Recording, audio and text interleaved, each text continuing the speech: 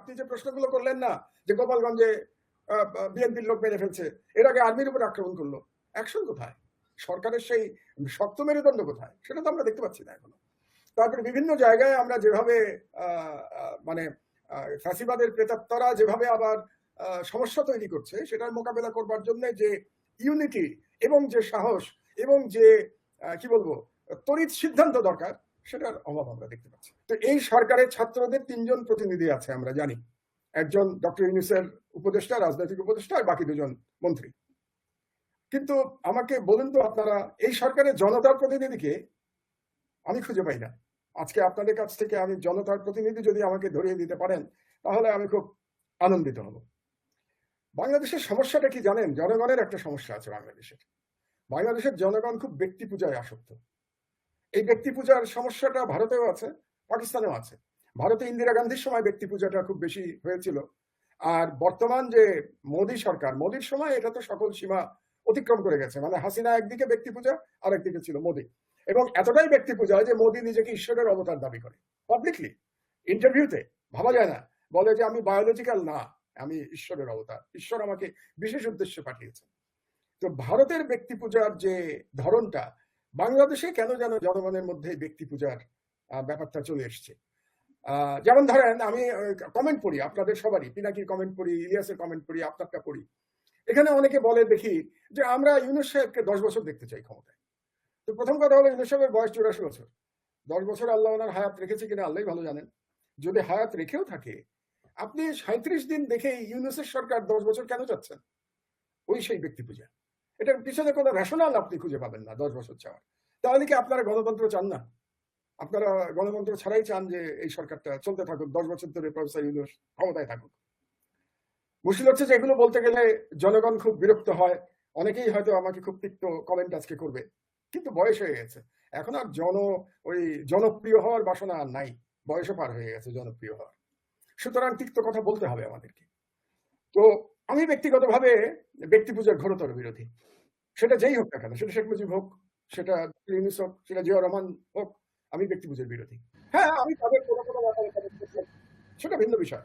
অনেকেই অনেকের বিভিন্ন কারণে শ্রদ্ধা করতেই পারেন, কিন্তু শ্রদ্ধা আর পূজা ব্যাপারটা একরকম না। তো লোকে যদি আজকে অসন্তুষ্ট হয় আমার বক্তব্যে, তো আমি নাচার, কারণ আমি বাংলাদেশে একটা গণতান্ত্রিক রাষ্ট্র হিসেবে বাংলাদেশকে দেখতে চাই, এবং সেই লক্ষ্যেই কিন্তু 18 বছর ধরে আমার লড়াই আমি অব্যাহত রেখেছি। আপনারা এটা জানেন, হয়তো আজকাল ইয়াং জেনারেশন জানে না, কিন্তু এখানে যে 5 জন আমরা বসে আছি, বাকি 4 জন আপনারা জানেন। তো কাজেই গণতন্ত্র যদি ফিরে পেতে চাই আমরা, তাহলে জনগণকে আমি বলতে চাচ্ছি যে আপনারা এই ব্যক্তি পূজার বদভ্যাস থেকে মুক্তি নিয়ে নেন, না হলে বিপদ আছে।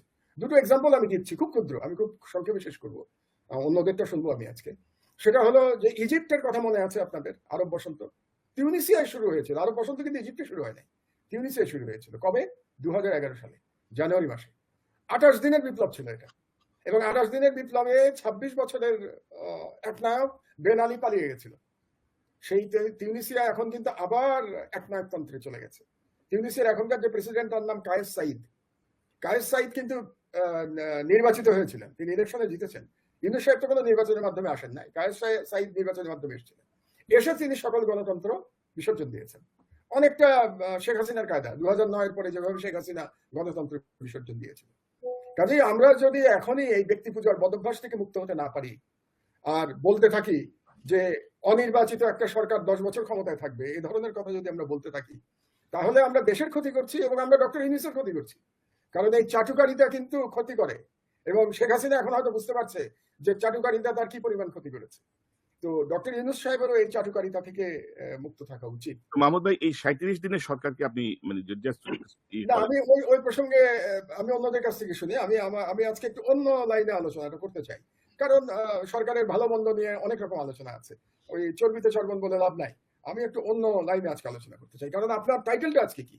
আপনার টাইটেল হচ্ছে বাংলাদেশের রাজনীতির ভবিষ্যৎ। টাইটেল তো এই সরকারের 37 দিনের কর্মকাণ্ড না।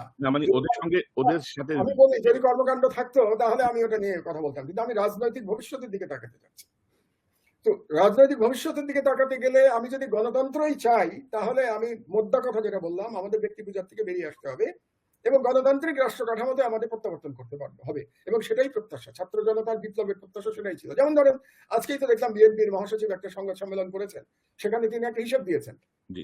যে বিএনপির নাকি 429 জন মারা গেছে বিএনপির বিভিন্ন অঙ্গ সংগঠন মিলে, এবং তার মধ্যে ছাত্র জনতা আছে। তো তাহলে একটা রাজনৈতিক দলেরই যদি 419 জন শহীদ হয়ে থাকে বিপ্লবে, তাহলে এই বিপ্লব কারো একার অবদান তো না। আর যে বিশিষ্ট জনেরা সরকারে বসে আছেন তাদের মধ্যে কয়জন বিপ্লবী ছিলেন, কারা বিপ্লবী ছিলেন, তাদের মধ্যে কি বিপ্লব করেছেন তারা গত 16 বছরে? সেই বিপ্লবে তাদের অবদান কার কতটা এটা আপনারা সবাই ভালো জানেন। এটা নিয়ে পিনাকি, ইলিয়াস সবাই বোধহয় তাদের অনুষ্ঠানে বিশদ আলোচনা করেছে। তো আমি আরেকটা কথা আপনাদেরকে বলতে চাচ্ছি, যদি সত্যি গণতান্ত্রিক রাষ্ট্র বিনির্মাণ আমরা করতে চাই, গণতন্ত্রে ফেরত যেতে চাই, আমি আমার সরকার নির্বাচন করতে চাই, তাহলে আরেকটা বিষয় আমাদের আলোচনা করতে হবে, সেটা হলো ভূরাজনীতি। জিওপলিটিক্যাল ইস্যু বাদ দিয়ে আপনি বাংলাদেশের রাজনৈতিক ভবিষ্যৎ নিয়ে কোনো সঠিক সিদ্ধান্তে আসতে পারবেন না, কোনো পরামর্শও দিতে পারবেন না। কাজেই আপনাকে ভূরাজনীতি নিয়ে আলোচনা করতে হবে।